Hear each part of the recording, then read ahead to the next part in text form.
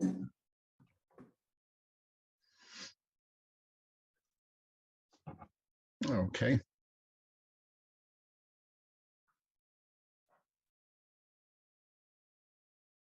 Excuse me.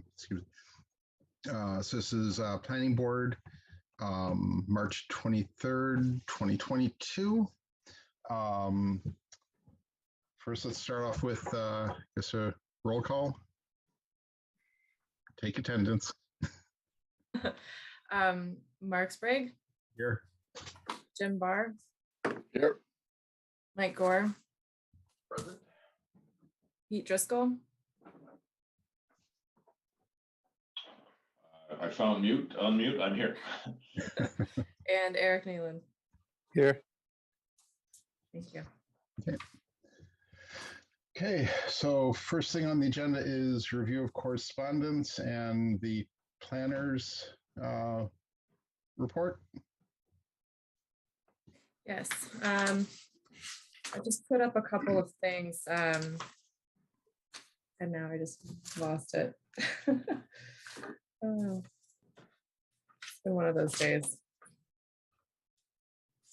There we go.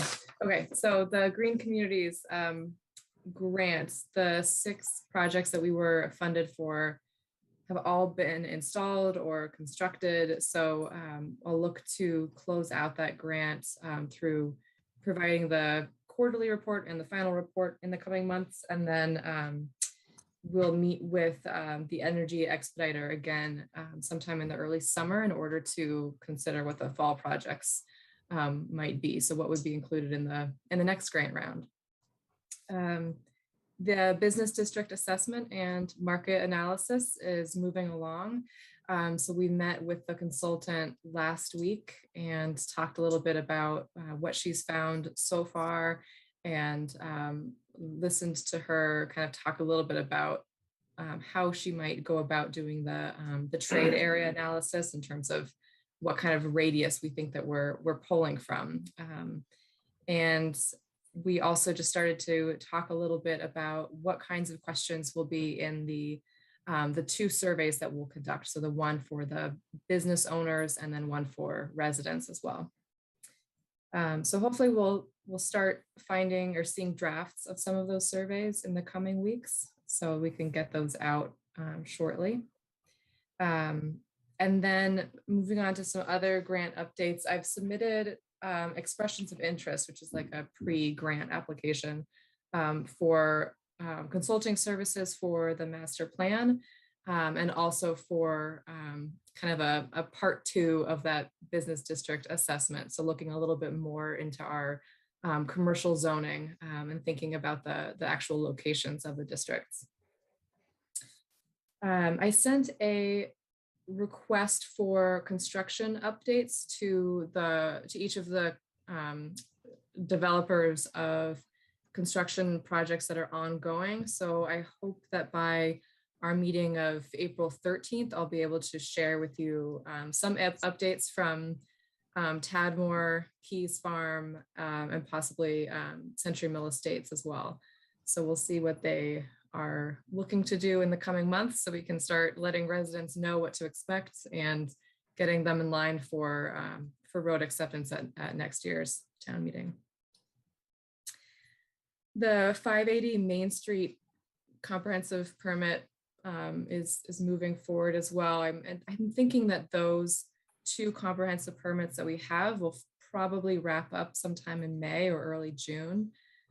So they will be coming forward, I believe, to the planning board in order to modify the existing special permit that's held for the office park.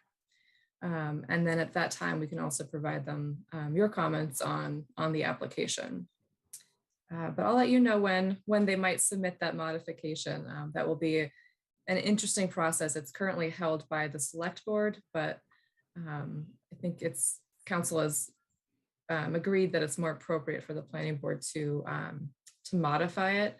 So it'll be interesting to think about what conditions or what will the condition of 580 Main Street be once half of that office park is demolished.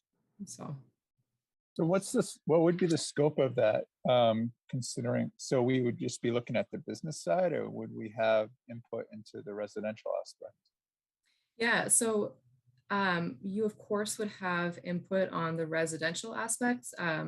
I would like the board to be able to provide comment to the ZBA, but the special permit modification would be just the remainder of the office park. So they'll also come forward with an A&R to subdivide that parcel.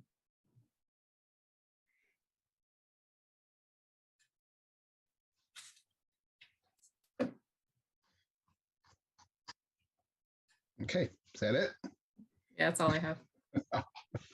Light week.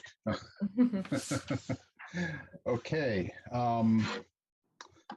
Let's see here. Okay, so then we have approval of minutes from February 17th and March 9th.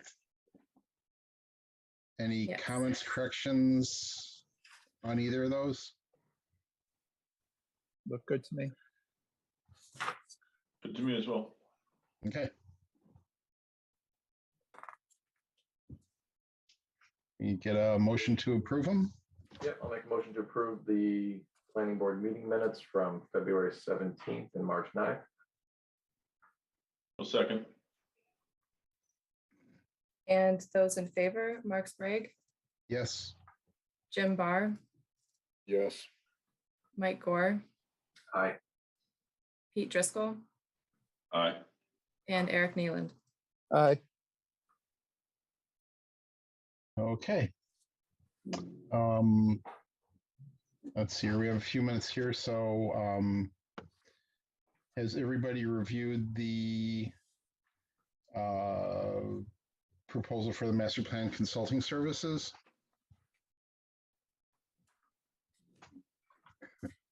It's quite a large document. I am most interested in any feedback on section 3. So the project overview and the scope of work. If there's anything in there that you feel maybe I've missed something, or something should be reworded, I'd be open to hearing that. So I've had the town administrator and town council review just to make sure that everything is okay in terms of procurement and what legally needs to be in here. But you all might have more feedback in terms of the actual meat of this document.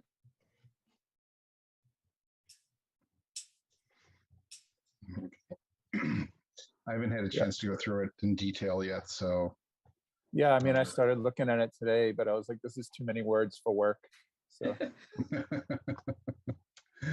Yeah, I didn't have enough meetings today to get through all of it. That's fine. I am hoping to, I will be posting it tomorrow. I don't require an approval necessarily. I just wanted to know if there was anything that stood out to you. So if you think of anything in the next 10 hours, just let me know, and I'll try to amend it. But it's definitely interesting to think about what getting a consultant on board could look like and what all we could really ask for. So I'm pretty excited. Valerie, do you have an example of like a document that was produced for another town that would be kind of the product of this work? Yeah, definitely. There are a number of excellent master plans that we've been looking at. Specifically, the town of Hudson has a great one. Theirs is used more as a living document in the same way that I would like ours to be used. So it doesn't just sit on a shelf, but the implementation is really front and center. And then the town of Sudbury also just put forward their master plan in the last 6 months or year, and theirs is also quite good. And then we're also following the town of Dedham's master planning process. So they're a little farther along in the planning than we are, but they're providing some good sample documents along the way. So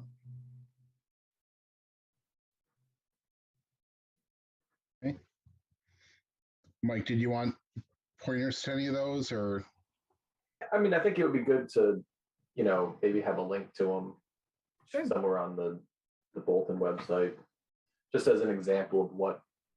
I mean, so the goal is like whoever provides the service, they will generate the final document. It won't be us that does it, it'll be them.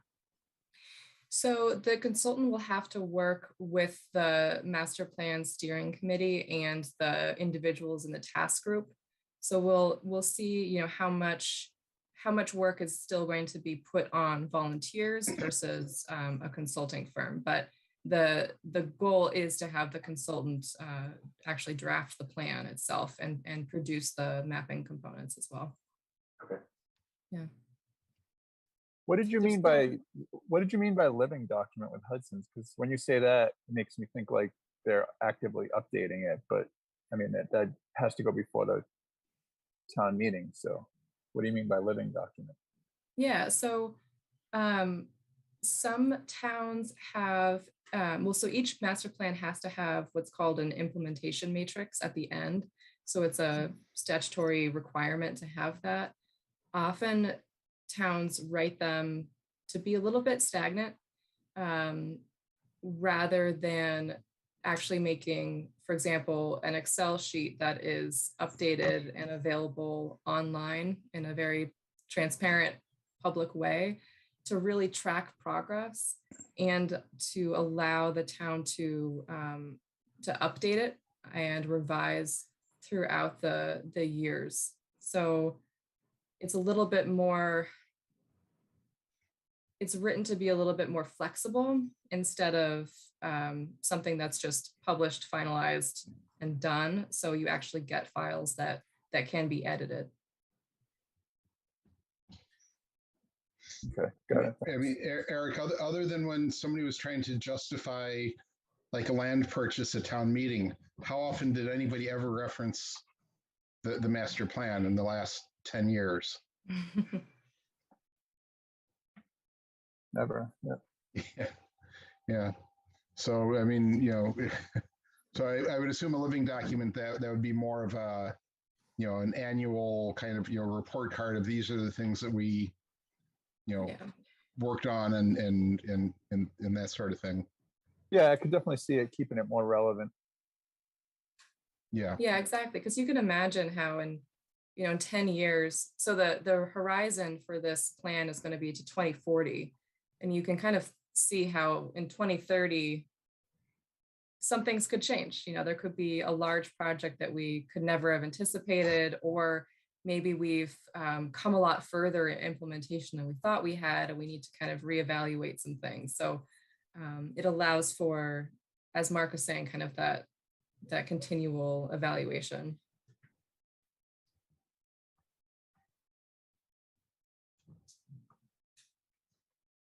Okay. I guess the other thing, the next meeting, we're going to be looking at a new alternate. We Yes. have one application for that so far. Or? I've gotten two. Okay. Yeah. I think I got a copy of one of them. Okay. I haven't seen the other one yet. So, but so that should be good. Mm-hmm. Yes, I can forward that along to you. The other individual I'm chatting with tomorrow morning just to talk more about what the role is for the associate. So. Okay. Yeah. So they're going for the honorary James Barr position. They're going for the learning position, not whole hog into treating treating some of these things as entry level positions. So okay, that sounds good. Okay, so it's 7:15. So on to our this is a backland lot special permit for 87 Laurel Road, map 60, parcel 88.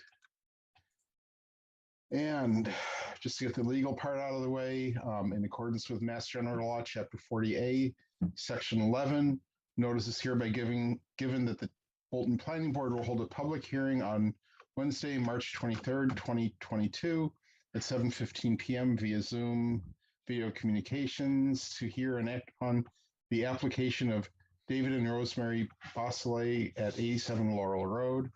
The applicant is seeking a backland lot special permit pursuant to Section 250-13 of the Code of the Town of Bolton in the residential zoning district for a property located at 87 Laurel Road, identified on Assessor's Map 6D as Parcel 88.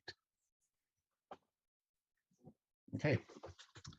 So, see, Matt's here and the Bosselets are here, and I assume Jack is your engineer? Yes. Okay. Does somebody want to walk us through what you're Can I share my screen? Yes, one moment. Let me engage that. All right, you should be able to.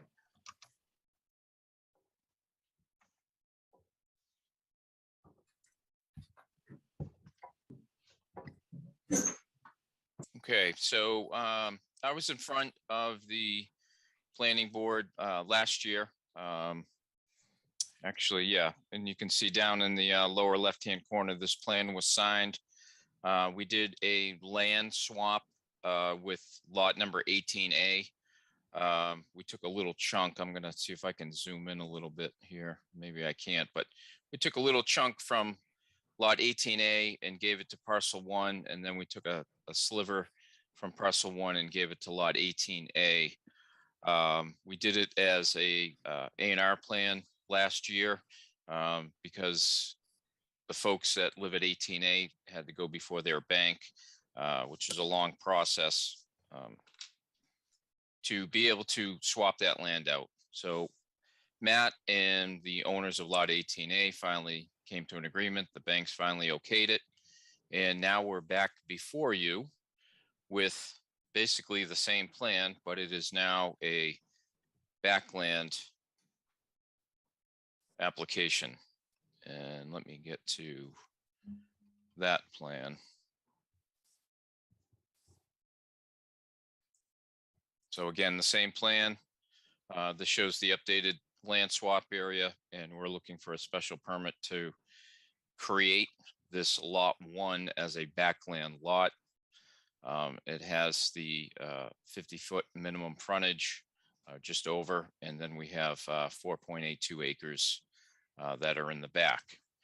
It is going to be, the purpose of this is going to be a single family home for Matt. Matt's parents are selling or granting, gifting this lot to him. And it's going to be for him and his future wife, fiance.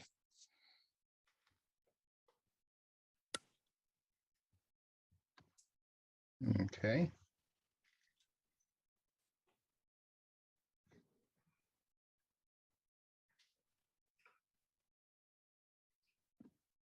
And how many other backland lots are there? Is the one just to the right of that also backland? I believe it is. Okay. Everything else has standard frontage heading back Okay. down Laurel Road. Okay. Okay. Okay. I don't have any real questions on it. Anybody else on the board?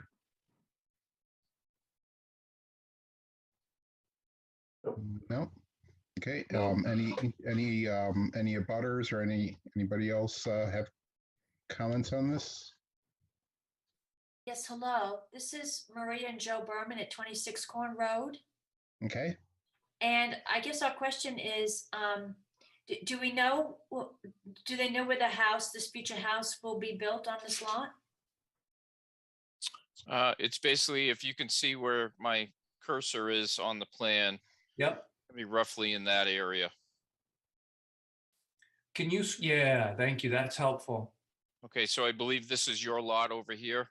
Yeah, very Correct. good. Yes, very good. Okay, so you're looking at they're looking at putting at the house pretty much I'm sorry, right where the 88 is. And right now, what's there? Just woods? It's woods. Is 89 where the Beausoleils currently reside? Yes, Got it. Okay, now I understand where it is. Okay, thank you. you're welcome. Okay. Any other questions, comments, concerns? Questions? I did have a question. I think Mark actually just brought up a good point about the lot next to it being a backland lot as well.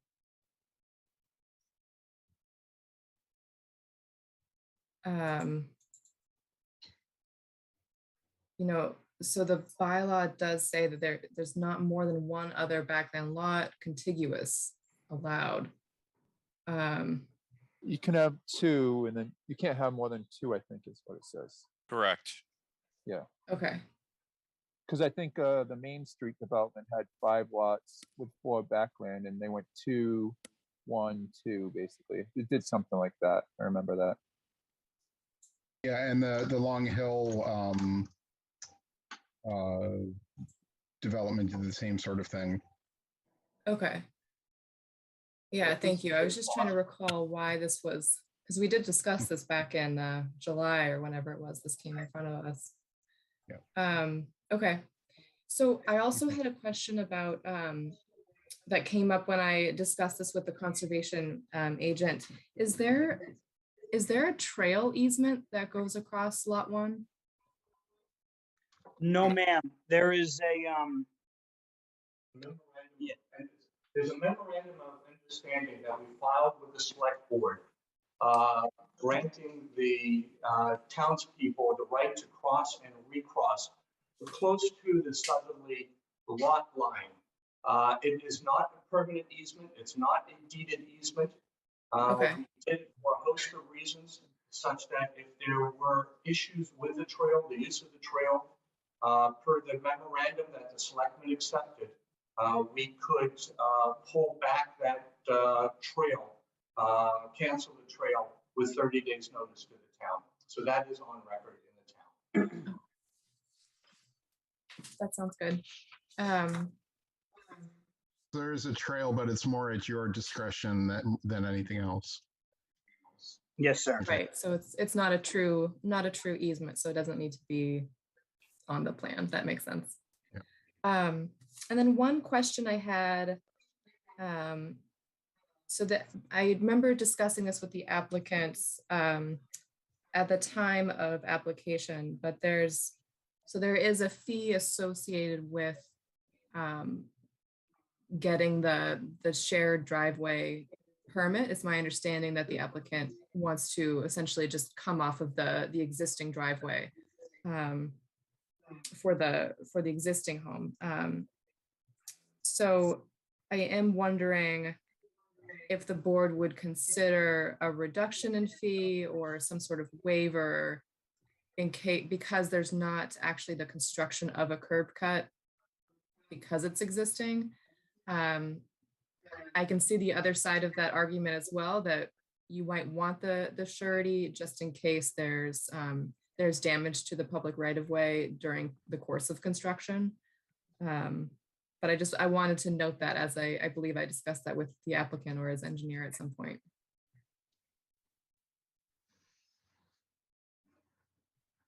Is it a fee or a bond? I think that there's both, and I'm not familiar with the fee for the driveway permit itself, unfortunately. That's through the building department, but. I mean, if there's a bond, then yeah, I mean, I see the, being able to waive the fee. Okay. Where's the existing driveway? The existing driveway is right where my cursor is right now. It's a paved driveway right off the end of the cul-de-sac that's here, and it runs up to the Beausoleil's house now. So the intent is about 150 feet up that driveway, we're going to cut in to Matt's lot here, lot number 1, and cut over to the house. So like Valerie said, there's no additional curb cut that's required on this. On this plan, you can see there's a proposed access and utility easement. There's overhead power that comes to a pole that's shown right here. And then from that point, it'll go underground or maybe even overhead to the other side and then underground to Matt's house.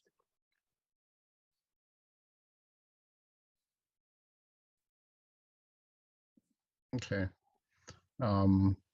I don't have a strong feeling on the fee. I mean, I think the same as we'd bond any A&R, in any house, building, just to cover, just in case there's damage to the road, that the money is there to repair it. I'm not sure I have a strong feeling on the driveway fee. I don't know what they are, for a single family house versus a shared. So I don't know. A shared, I think a shared driveway is $430, Mark. Okay. $430. And it's and that really is just to cover the curb cut and such, or just because the town can, I guess, or something. Anybody have any thoughts on the fee piece of it? I mean, I also don't want what's the fee for a single family? Do you know offhand? I don't have that. Hang on for 1 second. Let me see if I do have that. Yeah, you have more documentation than we do. Yeah, I just don't want this to be kind of a backdoor way for people to get a shared driveway in for free. No, I hear you. I don't have that fee structure with me. Okay. No, I do not. Sorry. I mean, Go ahead, Eric. It's Mike, but Mike. What's the? Yeah. I don't know what the precedent is. I mean, we're turning an existing driveway into a shared driveway. Right, but if another developer came in and said, okay, here's one lot and it's a single lot, and so there's no driveway fee, and then a month later come in and say, oh, and here's this A&R, here's this other lot that we're going to have a shared driveway off of the one that you just approved, but you've already said there's no fee for that additional, Yeah, I think, looking at it, whatever the difference between the single family and a shared driveway fee would be, is probably.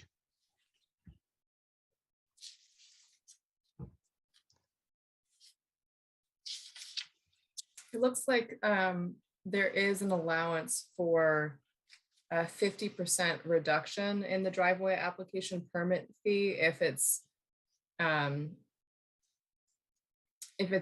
in conjunction with an A&R, which this one is, as Yep. the A&R came through a few months back. So there's at least precedent for a 50% reduction. Okay. Mr. Sprague, I pulled up the fee schedule on my phone real quick. Okay. A single family driveway is 215, so it is 50% of the shared. Okay. Who's on 18A? I'm looking at this right. That would be the Fishers. And there's no 86. problem with them. I'm sorry, go ahead. There's no problem with them. They haven't addressed any concern. No, because we actually did a land swap with them back last July or June to be able to create enough frontage for this lot. So they are fully on board.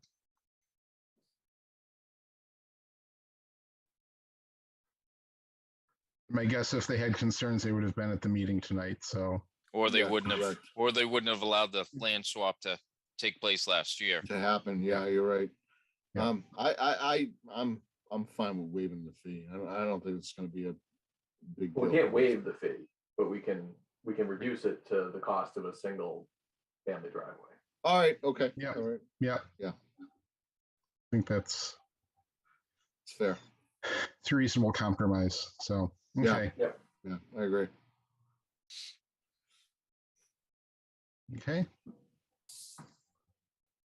Anything else? Hey, hello, this is Joe Berman again. Just curious, does the Bolton Loop Trail follow along the back edge of this, what is it, Lot 1, this new Lot 1? So the trail, the MOU trail heads up the, we'll call it the northwest axis of Lot 1, up to the, if you follow Jack's cursor, then follows that top line in between that lot and the wood lot just north of there, to where it forms a juncture kind of right up where his cursor is now. The actual Bolton Loop Trail comes in kind of from the northeast of where the cursor is and goes over, behind some of the lots coming up one road. Exactly. Oh, so just so I want to check my understanding, make sure I got it. So it's not literally on the border, it's actually several feet away from the border. What border? Help me understand the question, please, David Bosley. Sure. So right underneath the hand, there's a line where it says 110.00 feet, I guess. That line. Okay, so just if you've been out walking out there recently within the last couple of weeks, there's a stone monument at this cross section right here. And down 110 feet, there's another stone monument, and there is pink flagging that wraps those stone bounds and also hanging in the trees. So you'll see that line, and it's I don't know, I would say what, Matt, 15 feet or so from the edge of that trail at the top of the hill. Got it. If not a little bit more. Yeah, plus or minus. Yeah. And Okay, and that's just the spur that connects to Laurel. The actual Bolton Loop Trail proper is Right. a little bit more towards the Eden parcel. Gotcha. Yep. That makes sense. Thank you. Sir, I don't know if you know this, that was my Eagle Scout project many years ago, so I'm very familiar with that network of trails. That was, I actually installed all of those. Yeah, I think we met you actually when we were walking our dog. We met you and your father. Yep. Okay, all right. Very good. Okay, good.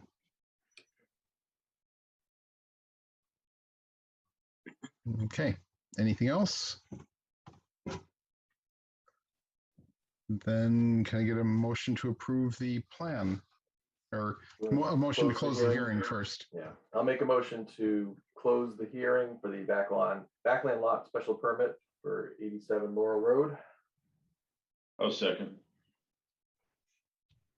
And those in favor, Mark Sprague, Yes. Pete Driscoll, Aye. Mike Gore, Aye. Jim Barr, Aye. and Eric Nealand. Aye. Valerie, how do you want to handle the driveway fee? Do you want that to be a separate motion So or as what part I'll of the do, approval? yeah, what I'll do is I'll include it as condition 6 of the decision. So on page 4, I'll add in something about the planning board's approval of a 50% reduction of the driveway permit fee. Okay, Then I will make a motion to approve the Backland Lot Special Permit for 87 Laurel Road, map 6D, parcel 88, as amended. I'll second. And those in favor, Mark Sprague, yes. Pete Driscoll, Aye. Mike Gore, Aye. Jim Barr, Aye. and Eric Nealand. Aye. Nice, thank you. So I think that's it. All right. Thank you Okay. very much. Well, thank you very much for your time. Good luck, guys. Good luck. Good luck. Thank you. Thanks. Okay, and unless I'm, Yeah, real quick, back to that RFP real quick. Yeah. Are we proposing that they do any evaluation of the schools, like the school buildings as part of that for? No, I think that's okay, because I believe that's going to be handled through the Tri-Town agreement. What we are asking for is population projections, which includes school children and other ways of considering schools in terms of land use, space, and need for additional like recreational fields. But The not, Tri-Town, would the Tri-Town actually look at like Florence Sawyer and Emerson because they're Bolton specific schools? I mean, I understand the high school, but no, they wouldn't. I believe some of that comes from the state. So there are, in order to plan a public school, I believe the school committee would have to go to the state for further evaluation. But I can definitely double check that with. like Yeah. sorry, it's never been clear to me how, like, who determines, when we need a new elementary school, or what, like, who is anyone from year to year doing, population studies of how many kids are in the school. I mean, Eric, we looked into this a couple of years ago as just understanding, like, for new developments, how many kids were coming in. It was far lower than we thought, but so, but I don't know, like, I've never understood how that work gets done in town for our own schools and not the regional one. Yeah, I'll check in with a member of the school committee and just see if that's on their radar. And then I know that our DPW director is working on I think he's got a consultant doing a municipal building assessment. And I'll ask him if the schools are included in that, or if it's really only government buildings. Yeah. Because that's an interesting point. Yeah. I mean, it is. I remember they were saying like, oh, there's plenty of space because they were planning for like 9 something and there's 7 something. I don't know where it stands now, but just knowing with the kids in the school, it seems like it's pretty full. I mean, yeah. So I think the school committee does do some projections on that because they have to look at their staffing. So I think they do some numbers regardless of what town it's in, and certainly need to track what's going to be feeding into the high school. I mean, it'll be interesting with the office park development. Even if the number is 0.25 per household, that's still, a lot more kids. Another it's 100 like kids. 60 to 100 kids. Yeah. Yeah.